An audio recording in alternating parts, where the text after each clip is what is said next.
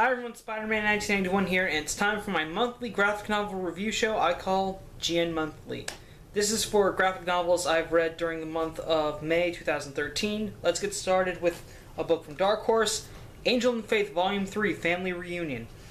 Okay, in this issue, Angel and Faith team up with Willow and Angel's son Connor to travel to Kortoth so that Willow can figure out a way to restore magic on Earth. And the reason they're doing this is because Willow has possession of Buffy's scythe, which apparently contains a remnant of Giles' soul, which Angel needs in order to collect all the pieces of Giles' soul so he can successfully resurrect Giles.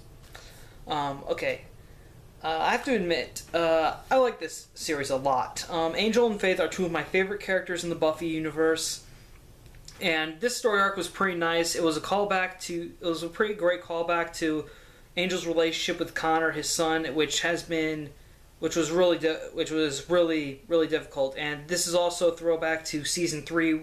Back shortly after Connor was born, he was kidnapped by a vampire hunter named Holtz, who really hated Angel, or rather Angelus. Anyways, he kidnapped Connor, took him to Kortoth, raised him for 17 years until they were brought back to Earth, where only a couple months had passed, and Angel's son was pretty much turned against him. But eventually, they were able to make things a little better between them. And now, however, though, ever since the events of Angel the IDW series and everything else, Angel really hasn't been in contact with Connor. But now they're back together again. Things are really starting to get better, and Angel is really starting to make a little effort to be a little closer towards his son with this. Very nice. I really did like it. Also, Angel and Faith do have a great, really interesting relationship. I mean, it's not like, oh, is he going to wind up with her? No, it's more like they're friends who look out for each other, and I think that's very nice. I do like Angel and Faith a lot. They're my two favorite Buffy characters. I really recommend you check this series out if you are a Buffy fan or an Angel fan. I mean, this series has been amazing. It's a world without...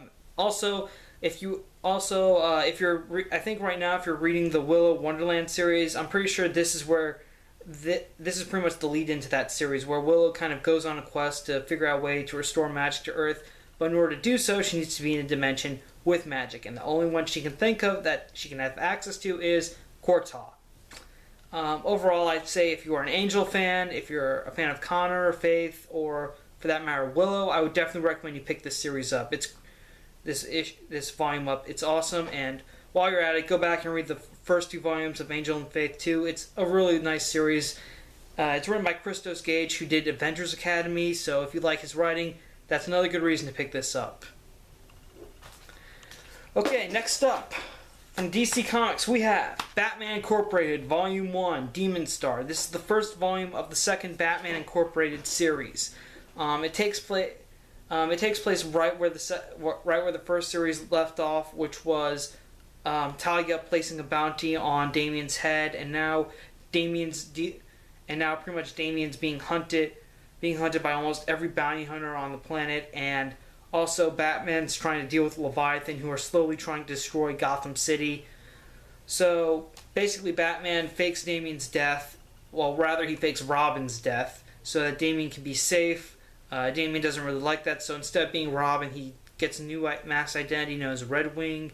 And pretty much for this issue, it's kind of a lead into the events that led to Damian's death. So if the only issue of Batman Incorporated you read was Damian's death, then I recommend you go back and read this volume to kind of give you an idea about how the lead into all this events. I would say, if you are a fan of Grant Morrison's Batman, then you should definitely get Batman Incorporated Volume 1 Demon Star. It's a very, very great series. Also, there is one issue that gives you a glimpse into that future where Damian was Batman and what happens. And apparently it was a dream Bruce Wayne had, and apparently it's the whole reason why Bruce wants Damian to pretty much go back to his mother, and why he needs to leave, because he really doesn't want this dark vision of Gotham to come to pass. And a lot of this I would say that most of this does focus on Batman's battle with Leviathan, but it also focuses on Bruce's relationship with his son.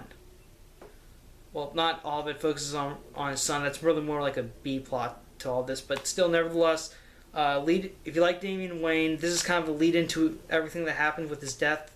So I would definitely recommend you pick up Batman Incorporated Volume 1. Also, if you read the first Batman Incorporated series, then you should definitely check this out too. Okay, now it's time for Marvel. First off, Invincible Iron Man Volume 9, Demon. Okay, Ezekiel Stane, the son of Obadiah Stane, has now teamed up, well, not really teamed up, more like started working for the Mandarin, who's trying to take Tony Stark down. And this is the first story arc set after Fear itself. Now, I did read Invincible Iron Man, the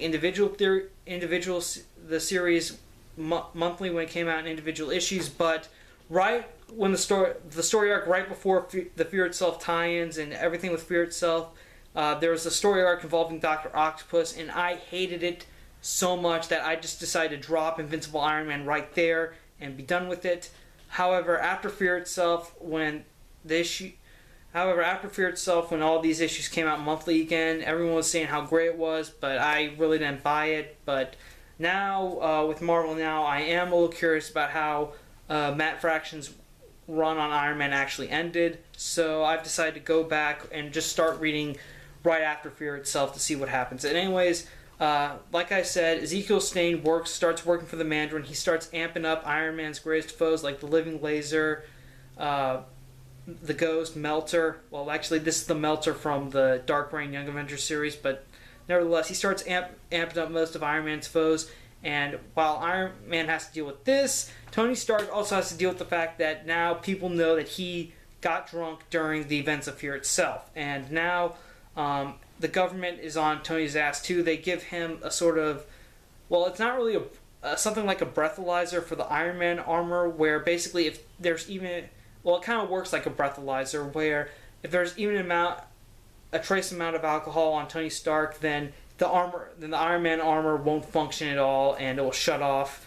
So Tony agrees to wear it, otherwise someone else is going to have to be Iron Man. So Tony agrees to wear it. However, it starts acting up. It freezes during a battle where he has to face off against the Living Laser, Melter, and yeah, pretty much the Living Laser and Melter. Fortunately, he is able to call in some help from War Machine, James Rhodes. But unfortunately, to the public eye, it seems, spoiler alert, unfortunately though, War Machine dies and it looks like Rhodey's dead. However, this has all been a ruse by Tony so that he can fake Rhodey's death. And that's pretty much where the volume ends. Alright, I have to admit, this is very intriguing. I mean, I liked it. I like seeing Tony in the sword. Once again, alcoholism does play a huge role in Iron Man's life. It's a big deal. It was a big deal back in the 80s with Demon in the Bottle. Now it's coming back again.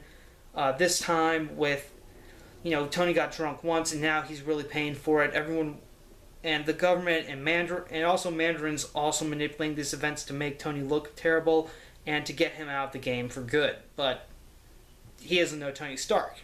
So Tony's trying to be resilient, pun intended,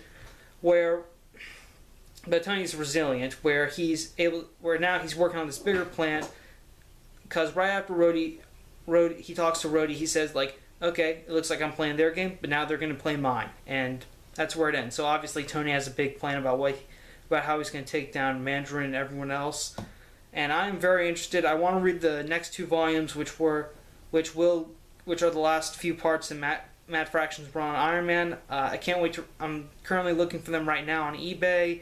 Can't wait to read them. Really looking forward to them. Also, this is a great volume. If you're like me and you stopped reading after, right before or during Fear itself, I would recommend picking up right where you left off, where Fear itself ended with Demon, and start from there, because this really is a great volume. And if you like Iron Man and you're currently reading the Marvel Now series, then I'd say you owe it to yourself at least to go pick this up and kind of see where it all ended on the original series. Okay, next up, the next two books are technically published by Marvel. Well, actually, the imprint they're used is Icon, which is actually a line of creator-owned titles that were published by Marvel, but they're still creator-owned, and the imprint is called Icon. First off, we have something people should definitely know. Kick-Ass. That's right. I read the first. This time I just with Kick-Ass 2 coming out, I decided that now's a good time for me to actually read the comics that they came from.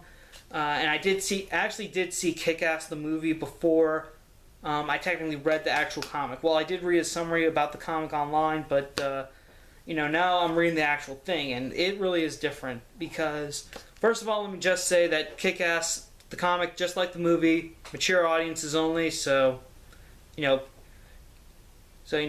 parents, make sure you keep an eye out for the ratings on these books. Anyway, because this book is actually very gory.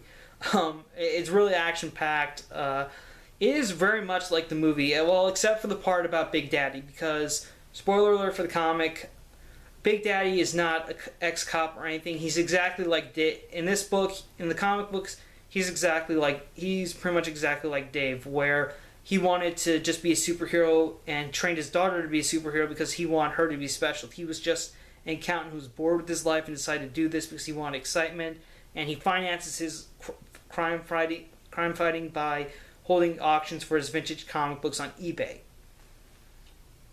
But that's really like one. Oh, and also when Dave told Katie that he wasn't gay, she didn't start going out with him. No, she kicked his ass, and it really didn't go well for him there. So it was much more of a. So Dave kind of got a little bit of a more happier ending in the movie than in the comic, but still, the comic itself is very great. I would say anyone who's ever had the idea, like, maybe I should go out and be a superhero, yeah, you should read this comic and just kind of rethink that idea. Kick-Ass is just a really great series. It's funny. It's got a lot of action to it. I would definitely recommend this to mature readers only. Only because there is a lot of cursing, and like I said, it does get gory in some parts, but I really would recommend this to most of my friends because they'd enjoy it. Okay, and speaking of always trying to be a superhero, the last book we have is Superior, again by writer Mark Millar. Superior is basically about this boy named Simon Pooney who has MS, and he's pretty much really one of the joys he gets out of life is going to the movies with one of his friends, and one night he's this sort of space monkey, which we later find out, spoiler alert, is actually a demon, gives him the opportunity grants his greatest wish, which is to be his favorite superhero, Superior, who's kind of like the Superman of this universe, and he gets to be Superior for 1 week. And so basically, Simon, he's now Superior. He tells his best friend. Okay, I just read this and I forgot the kid's name. And I can't believe I forgot the kid's name, but I think it's Charlie or something. Chris. Yeah, he tells his best friend Chris. They test out his powers, and then Simon decides to pretty much be Superior. He goes out, saves people from natural disasters. Then he decides to think bigger, and he agrees to work with the U.S. government to help end the war on terror and find Osama bin Laden. Granted, this book was written before bin Laden was assassinated, so he agrees to help work with the U.S. government, and he's able to successfully end the war on terror. He's also able to bring food to people in Africa to help end starvation, and he's able to do a lot of good. And along the way, he does meet this reporter woman who he almost does get romantically involved with. But then the space monkey comes back and tells him that, now that he's had a taste of being Superior, he can make this permanent if he sells his soul to Satan. Yep. And basically Simon just said, he gives Simon 24 hours to think about it, and Simon's almost willing to go for this. However, and while Simon's thinking about this, Space Monkey again visits this bully that's pretty much been picking on Simon and Chris for years, and that kid's a little bag of... He really is. And Space Monkey offers him a deal where he gets to become pretty much Superior's worst enemy, this guy on the back cover, to help cause chaos, which will this can kind of push Simon into becoming Superior again, just so he could save people.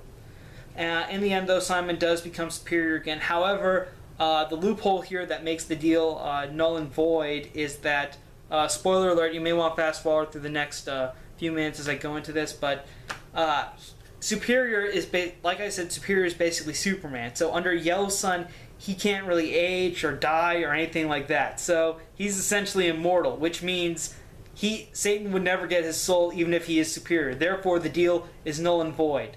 So that means that Simon goes back to being himself. However, he's actually this gives him a lot more of a positive outlook on life. He starts to realize that he had fun being a superhero, but now he gets to be a normal kid again, and he starts to be a little more optimistic. He starts going back to school, and before he got sick, he used to be like this star basketball player. Now he's figuring out other ways to connect with people, and it's just a very nice story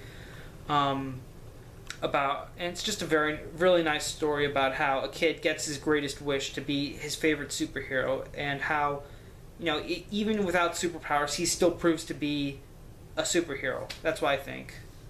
I would definitely recommend giving Superior a shot. For anyone, pretty much Superior and Kick-Ass really go together. Pretty much for anyone who's ever thought of, I want to be a superhero, I wish I had Superman's powers, or why can't I go out and fight crime like Batman? Well, I'd say Superior is kind of a lot less violent. I'd say it's a little less gory. There is still some mature content in it, like cursing and stuff, but you can just hear all that stuff on TV anyways. Overall, I would say Superior, definitely check it out. Mark Millar, he's a brilliant writer on most of these independent Icon titles. I really hope to check out the rest of his work on this. I'd say Superior. And Superior isn't really just an anagram of Superman, but he's kind of also a parody of Shazam too, what with the boy turning into a superpowered man. I'd say definitely check out Superior. I'd say Superior is definitely a buy. Okay, that's it. Short little recap. Superior by Mark Millar. Boy gets one wish and he decides to become his favorite superhero. It's actually a very nice story. Highly recommend it to highly recommend it to anyone who's ever really wanted to have superpowers. Kick-Ass. I can't really say its name. Dave becomes a superhero, answers the question every nerd has ever thought of: why doesn't anyone become a superhero? And he gets his ass kicked. And becomes Kick-Ass. If you like the movie, if you saw the movie and you didn't read the comic, I highly recommend you read the comic. It's actually a pretty funny and hilarious comic, but really for mature readers only. It's gory, and there really is a lot of cursing in it. Iron Man Volume 9, Invincible Iron Man Volume 9, Demon. For anyone who stopped reading Invincible Iron Man either during or before Fear itself, start reading at this point, because there is some really good stuff in here. Batman Incorporated, Volume 1 of the second series. If you enjoyed the first Batman Incorporated series, if you like Grant Morrison on Batman, and if you want to know what led to the events of Damian Wayne's death, those are all good reasons why you should read this first volume. And finally, Angel and Faith, Volume 3, Family Reunion. If you like Angel the TV series, or if you're a fan of Buffy, or if you're reading the Willow miniseries, then those are all reasons why you should check out Angel and Faith Volume 3. And if you like this one, I highly recommend you go back and read the first 2 volumes as well. And that's all for GN Monthly this month. Thank you for watching. Thank you for subscribing to my channel. Spider-Man 1991 saying see you later.